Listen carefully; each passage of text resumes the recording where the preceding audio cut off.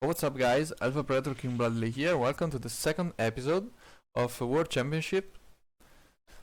In today's episode we will featuring my match against Ophius79. This is the second round of World Championship, and in the previous episode I featured my match against Ophius79 with Zadar versus Moonstalker, and this episode we'll featuring a match with Garth against another Wolven, Bloodfang. Let's get started. So in this match, if I remember correctly, I was starting first. I was pretty confident because Garth has a fair good matchup against Bloodfang, but he just can outnumber me if I don't draw any ankle breaker or something like that, which I didn't have in my starting hand.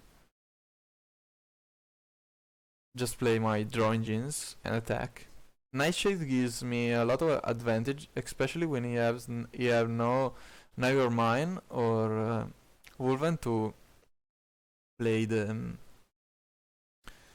Death from Above, which is kinda strong against stealthed rogue allies. So at this point I just play Ill-Gotten Gains, attack the Wolven because with hero power I don't kill him, and because I want to save my hero power when it drops the Riptide or another big ally, which is kinda scary for me. So okay, just go straight for the kill against me because I have not much board. So at this point I just had to kill the Suzhou because he gives him too much advantage for me. I just want to draw as many cards as possible to fill up my hand because it was pretty much empty, and attack the Dread Wolf to try to regain the board, because now he can drop with the hero power a Riptide or worse Bloodfang with 2 creatures plus 1 more creature with the 5 mana he has. So this was pretty a scary start for me because it was dropping in health so fast, and he had pretty much a lot of creatures, and that Suzhou was kinda ruining my plans of screwing him. So what I want to do is just kill his allies and try to regain the board. Suzhou first, then Bloodfang or Riptide. And here comes Bloodfang, is gaining so much board control. He has really a lot of creatures, and this was kinda scary for me. I'm dropping pretty fast, he has 4 creatures in the board. That's what not so much ideal for me. So first I kill the Suzhou, so to minimize his advantage. Then I play another Ankle Breaker, hero power on the biggest one, which gave attack damage to other allies, and this as much damage as possible to allies, while I'm drawing with Ill-Gotten Gains, which kinda saved me this match. Okay, but I'm taking way too much damage. For now are coming 3, 8 damage and then dropping to 9. At this point he makes a very good move, just drops a Myth Wagon, turns a creator so he can kill all my allies on my part of the field, and that was really scary for me because I only had 1 Ankle Breaker, okay, the end full, but it was pretty scary for me because I dropped it to 15. It only 2 charges on my only 2 durability, sorry, on my Ankle Breaker, and he had the 3 creatures, but hopefully no card in hand. So I just tried to regain the board with Sword Thief and my stealth allies. So 3 of her allies were disabled, and I could drop safely my Champion of Iron, Sword Thief, and Night Owl. So I fills the board another time, and at this point I try to sacrifice the Champion of Iron because I had another one in my hand, so I could take advantage of it. Just drop Visca, attack, so draw another time, another card, and try to leave him without critters and cards in hands. So I just attack and take advantage of the turn where I could drop my allies safely. And then I played the Champion of Iron, if I remember correctly. Yes. To maximize the advantage, because he is unique. So I can't have two of them in on the board.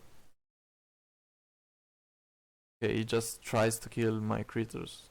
But at this point, without cards in hand, he can't take advantage at all from his power. Because if I drop a Nightshade at this point, even if he drops a Riptide, he won't take advantage of it. So I just go straight for the attack, drop as many allies as possible, kill his Midwagon, stop his stealth allies, and go Nightshade to block the Riptide and attack. So at this point, the game is pretty much sealed for me. Even though if there was a point where I was really scared of how the match was going. Okay, he plays another Sujo and hero powers.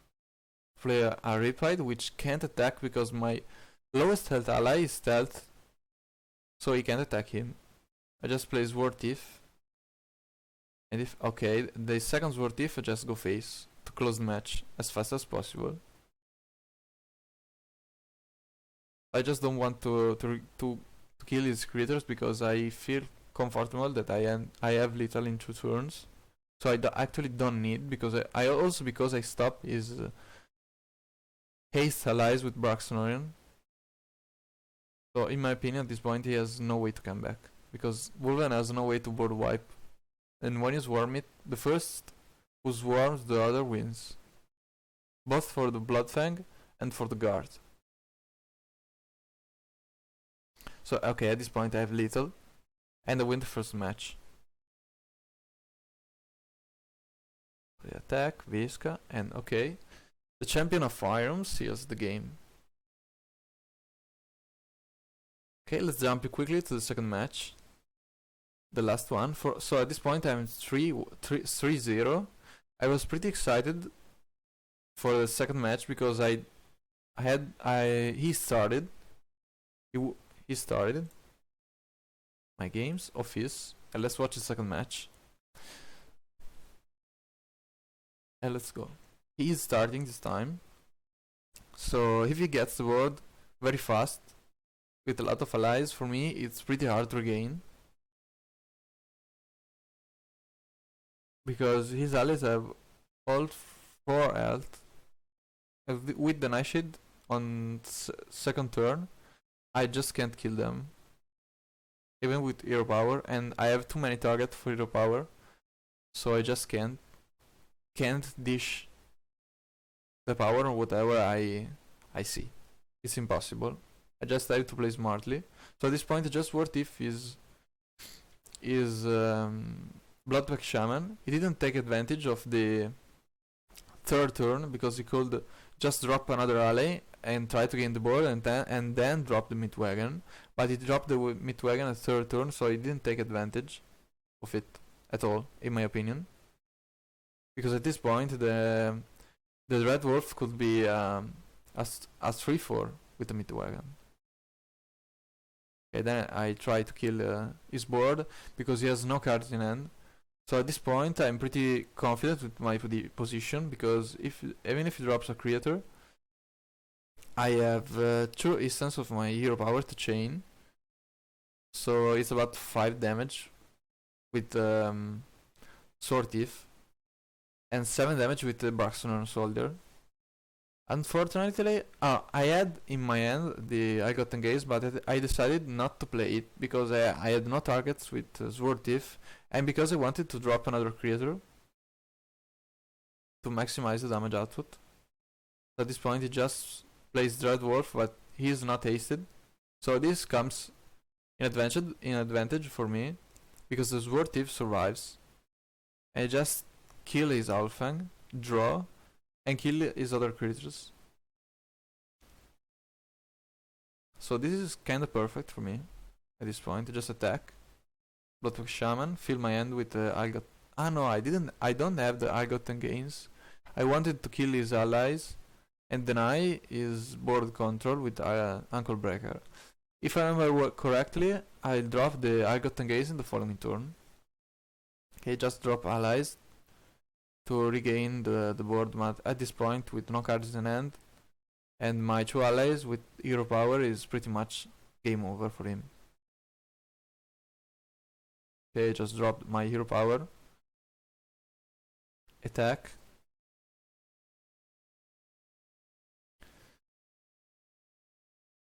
I attack the Wool Imperator because of 4-5.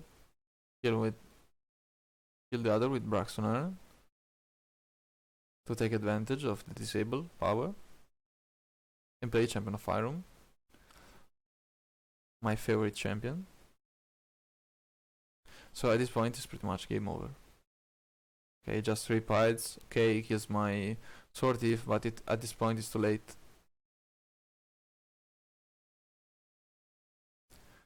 If I remember well, I just drop an Alden Brave.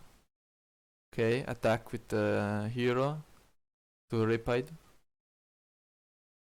And kill it, Champion of Fireroom. Then kill the other creature, and he has no cards in hand and no draw engine. Where I have 3 creatures, weapon, and 5 cards in my hand. 6 cards on a following turn, and my hero power up. So he basically can do anything else. So if I remember correctly, at this point the game finishes because he concedes. That was pretty in my opinion, pretty much decided by 2 things.